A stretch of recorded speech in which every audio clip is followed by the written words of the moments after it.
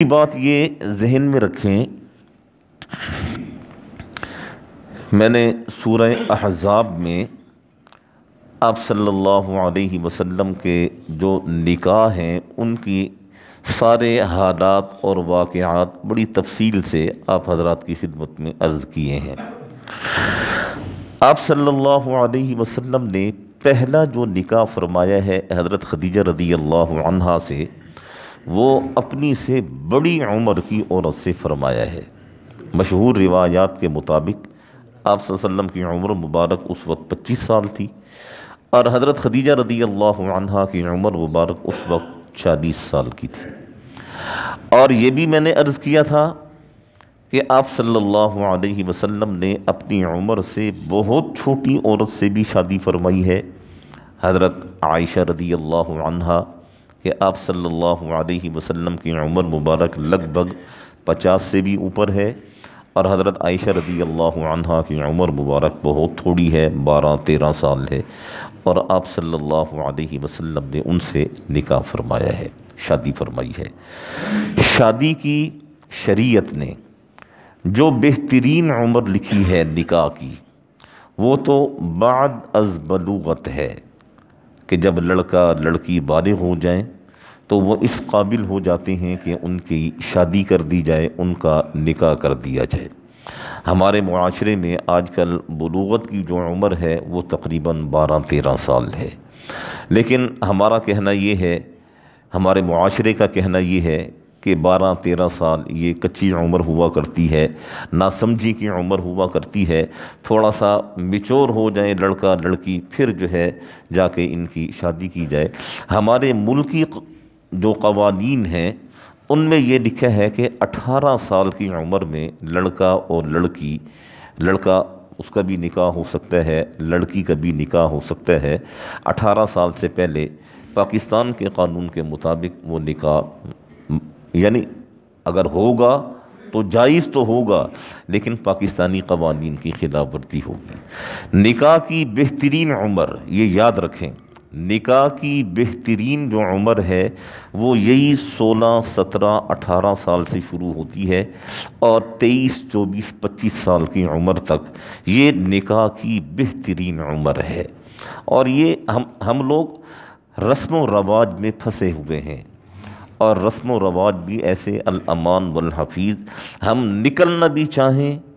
تو بڑے مسائل ہیں، ہم نکل نہیں سکتے ہیں۔ لیکن اگر کوئی ماں باپ اپنے بچے کی اس عمر میں آ کر نکاح کرتا ہے، شادی کرتا ہے، یا لڑکا لڑکی وہ خود اس عمر میں آ کر شادی کرتے ہیں، تو یاد رکھیں شرعی طور پر اس میں بالکل کوئی عیب نہیں ہے، بلکہ یہ عین شریعت کے قوانین اور عین شریعت کے مطابق ہے کہ 18 سال کی عمر میں لڑکا ہو یا لڑکی ہو وہ نکاح کر لیں۔ اصل میں ایک نوجوان لڑکا جس کی عمر تقریباً 18 سال ہے، اس نے یہ نکاح کیا ہے، اور یہ سوشل میڈیا پہ بڑا اس کا شور مچا ہوا ہے کہ 18 سال کی عمر میں کیوں نکاح کیا ہے۔ اللہ کے بندو، نکاح کی عمر ہی یہی ہے۔ 25 سال 30 سال کے بعد تو پھر انسان کے جذبات ٹھنڈے پڑ جاتے ہیں۔ اصل جو جوانی ہے، اصل جو جوش ہے وہ اسی عمر کا ہے، 16, 17, 18, 19, 20, 21, 22, 23, 24, 25، یہ جو زندگی کا حصہ ہے، اس حصے میں انسان کا نکاح ہو جائے، انسان کی شادی ہو جائے، یہ بہترین عمر ہے۔ اور ہمارے جو حالات ہیں، ہمارے حالات ایسے ہیں کہ ہم نے زنا کو سستا کر دیا ہے، نکاح کو مہنگا کر دیا ہے رسم و رواج میں پڑھ کر۔ اگر رسم و رواج سے ہٹ کر دیکھیں، 18 سال کی عمر میں، 19 سال کی عمر میں، 20 سال کی عمر میں اگر کوئی شخص شادی کرتا ہے یا کوئی ماں باپ اپنی اولاد کی شادی کرتے ہیں، تو بجائے اس کے کہ ان کے اوپر تنقید کی جائے، یہ ہے کہ ان کی حوصلہ افزائی کی جائے کہ انہوں نے اپنی اولاد کو زنا کے دروازے میں داخل ہونے سے بچایا ہے اور حلال طریقے سے اپنی خواہشات کو پورا کرنے کا بھرپور موقع فراہم کیا ہے نکاح کے ذریعے سے۔ اور آج بھی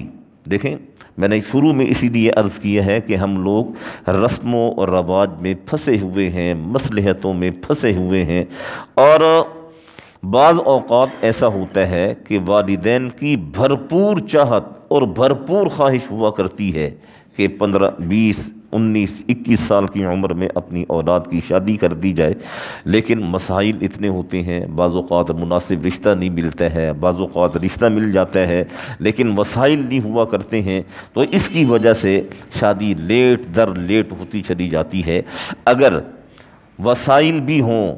مناسب رشتہ بھی ہو، تو پھر انسان کو دیر نہیں کرنی چاہیے، اس عمر میں اپنی اولاد کی شادی کر دینی چاہیے، اور یہی بہترین شادی کی عمر ہے۔ اور پھر جتنا آپ لیٹ ہوتے چلے جائیں گے، جتنا لیٹ ہوتے چلے جائیں گے، مسائل بڑھتے چلے جائیں گے۔ ہاں ایک مجبوری ہے، مناسب رشتہ نہیں ہے، وسائل نہیں ہے، پھر اگر بچوں کی شادی لیٹ ہو جاتی ہے تو وہ سمجھ میں آتا ہے۔ بغیر کسی وجہ کے شادی کا لیٹ کر دینا، خاص طور پر آج کل کے معاشرے میں جب جگہ جگہ پر زنا کے دروازے کھلے ہوئے ہیں، تو یہ سمجھ سے بالا تر ہے۔ اس عمر میں 18 19 20 سال کی عمر میں شادی بچوں کی کر دینی چاہیے۔ یہی ایک سلامتی والا راستہ ہے، یہی بہترین راستہ ہے، یہی پاک دامنی والا راستہ ہے۔ پاک دامن عفیف انسان اسی وقت رہ سکتا ہے جب انسان حلال طریقے سے اپنی خواہشات کو پورا کرے۔ جب حلال طریقے سے خواہشات کو پورا کرنے کا کوئی راستہ ہی نہیں ہوگا تو پھر انسان حرام کی طرف چلتا ہے، جو سراسر تباہی اور تباہی ہی تباہی ہے۔ دعا فرمائیں اللہ جل شانہ ہم سب کو صحیح معنی میں سمجھنے کی، صحیح معنی میں عمل کرنے کی توفیق نصیب فرمائیں۔ بسم اللہ۔